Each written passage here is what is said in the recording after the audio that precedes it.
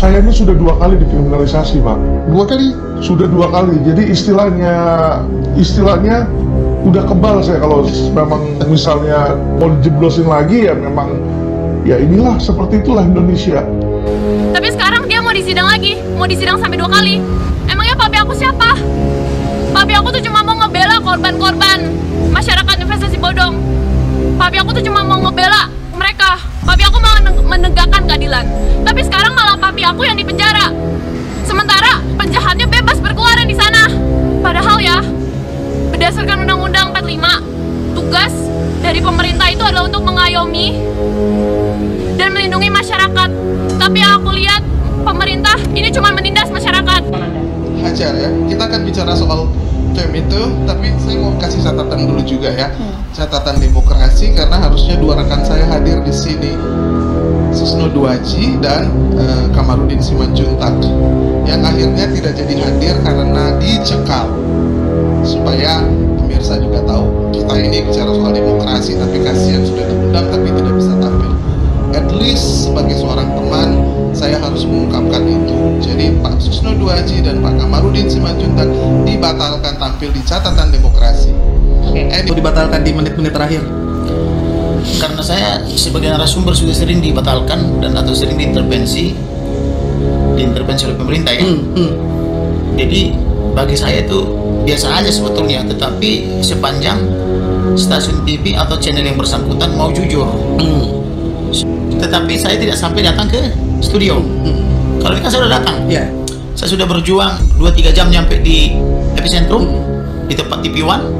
Sudah sampai, hanya beberapa meter lagi tiba-tiba dibatalkan dengan alasan-alasan klasik kan begitu ya. Jadi yang dibatalkan itu 2, saya dan Bapak Komjen Pol Purnawirawan Susno Duaji. Maka saya katakan saya perlu penjelasan kenapa detik-detik terakhir dibatalkan. Karena alasannya tidak jujur, maka saya katakan sampai kapanpun saya tidak akan pernah mau lagi jadi narasumber dari TV One.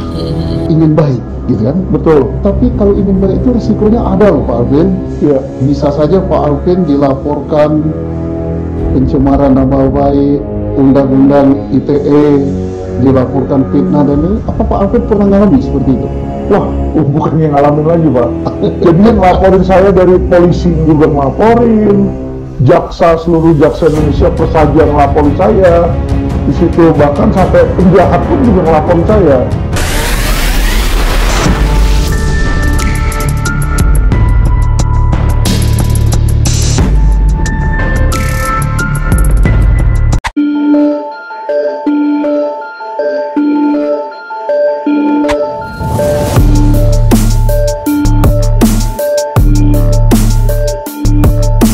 Halo guys, seperti yang telah diberitakan kalau jaksa menjemput advokat Alvin Lim di Bareskrim Polri, Jakarta. Alvin Lim yang divonis 4,5 tahun penjara dalam kasus pemalsuan surat itu kemudian ditahan di Rutan Salemba. Alvin Lim dijemput jaksa pada Selasa, tanggal 18 Oktober tahun 2022, sekitar pukul 19 waktu Indonesia Barat di Bareskrim Polri, Jakarta Selatan. Alvin Lim awalnya keluar dari gedung Bareskrim menuju ruang wartawan. Tak lama setelahnya, Alvin Lim ia langsung masuk ke dalam mobil. Baru putusan pengadilan, seharusnya nunggu kasasi dulu, eksekusi. Tapi kan ini pasti ada pesannya nih, kata Alvin Lim kepada wartawan. Sementara itu, berita mengejutkan juga datang dari pengacara top 62 Kamarudin Simanjuntak dan juga mantan Kabareskrim Komjen Susno Duaji yang dicekal oleh salah satu acara stasiun televisi ternama di tanah air 62 yaitu TV One dalam acara Catatan Demokrasi. Kuasa hukum Brigadir J atau Nofriansyah Yosua Huta Barat, Kamarudin Simanjuntak dicekal batal menjadi narasumber sebuah acara Catatan Demokrasi TV One. Pasalnya Kamarudin yang sudah hadir di lokasi beberapa menit sebelum acara justru dibatalkan menjadi narasumber di acara tersebut. Tidak hanya dirinya, pencekalan dan pembatalan menjadi narasumber juga terjadi pada mantan Kabareskrim Susno Duaji. Tetapi detik-detik terakhir kita sudah sampai di TV One.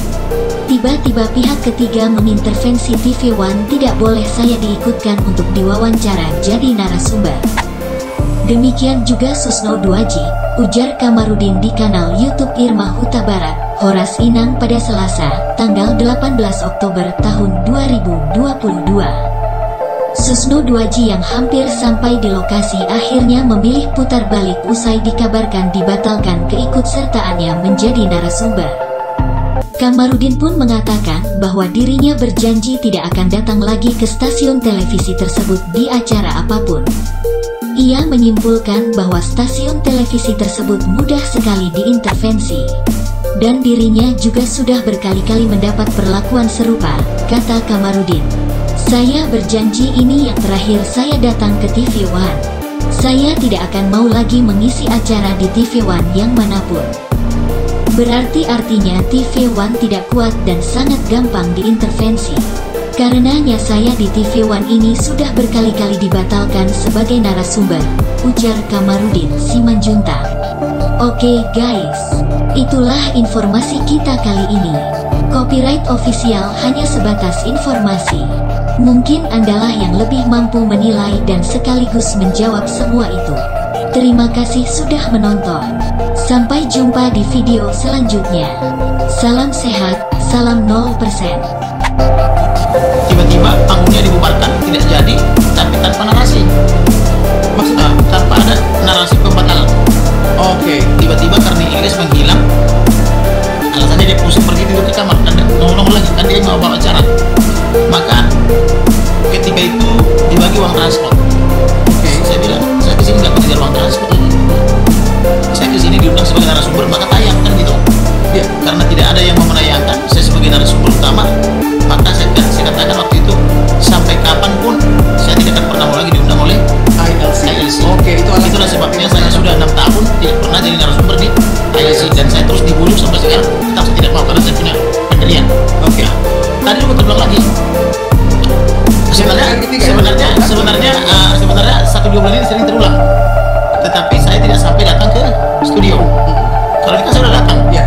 Saya sudah berjuang 2-3 jam nyampe di epicentrum di tempat TV One. Sudah sampai hanya beberapa meter lagi tiba-tiba dibatalkan dengan alasan-alasan klasik kan begitu ya. Jadi yang dibatalkan itu 2. Ya. Saya dan Bapak Komjen Pol Purnawirawan Susno 2J. Ya. Maka saya katakan saya perlu penjelasan kenapa detik-detik terakhir dibatalkan. Nah, karena alasannya tidak jujur, maka saya katakan sampai kapanpun saya tidak akan pernah mau lagi jadi narasumber dari TV One.